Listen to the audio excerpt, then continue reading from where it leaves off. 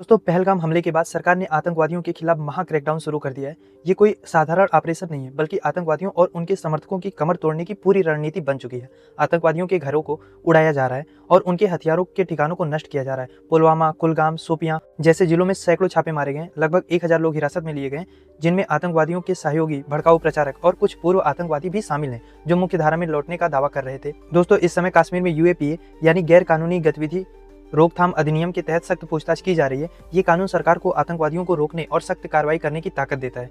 लेकिन ये सब क्यों हो रहा है? क्योंकि सरकार अब आतंकवाद को जड़ से खत्म करना चाहती है। आपको बता दें कि कश्मीर में टूरिज्म वहां की अर्थव्यवस्था की रीढ़ है। 2024 में करीब 21 लाख पर्यटक कश्मीर आए, जो एक रिकॉर्ड है। लेकिन इस हमले ने टूरिज्म को निशाना बनाया। हमले के बाद हजारों पर्यटकों ने अपनी यात्रा रद्द कर दी। इसका असर स्थानीय दुकानदारों, होटल मालिकों और गाइड्स पर पड़ रहा है। आतंकवादी चाहते हैं कि कश्मीर की प्रगति रुके, लेकिन भारत ने ठान लिया है कि ऐसा नहीं होने देंगे। इसके लिए सुरक्षा बलों की तैनाती बढ़ाई गई है, रात में कर्फ्यू लागू किया गया है और फ्लाइंग चेक पॉइंट्स बनाए गए हैं। फ्लाइंग चेक पॉइंट्स का मतलब होता है कि अचानक बनने वाली अस्थायी जांच केंद्र जो आतंकवादियों को पकड़ने के लिए कहीं पे भी बना दी जाती है। लेकिन सवाल यह है कि सरकार इतनी आक्रामक क्यों हो रही है? दरअसल खुफिया जानकारी के मुताबिक आने वाले समय में हमले और बढ़ सकते हैं। खासकर अमरनाथ यात्रा जैसे बड़े आयोजनों को निशाना बनाया जा सकता है, जो जल्द ही शुरू होने वाली है।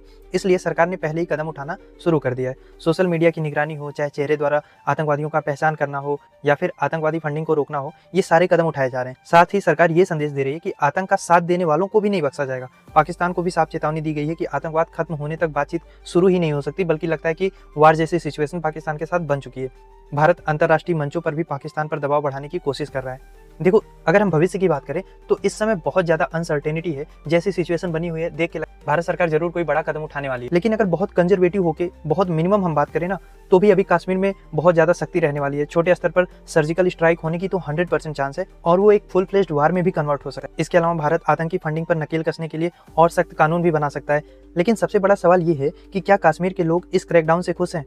देखो, इसका जवाब मिला जुला है। कुछ लोग इसे जरूरी मान रहे हैं ताकि आतंकवादियों पर नकेल लगाई जा सके, उन्हें पूरी तरह से उनको जड़ से खत्म किया जा सके। तो कुछ लोग इसे अति सख्ती कह रहे हैं। लेकिन सच ये है कि आतंक का खात्मा कश्मीर की शांति और समृद्धि के लिए बहुत जरूरी है। तो भारत सरकार द्वारा उठाए जा रहे कदम के बारे में आपकी क्या राय है? हमें कमेंट बॉक्स में जरूर बताएं।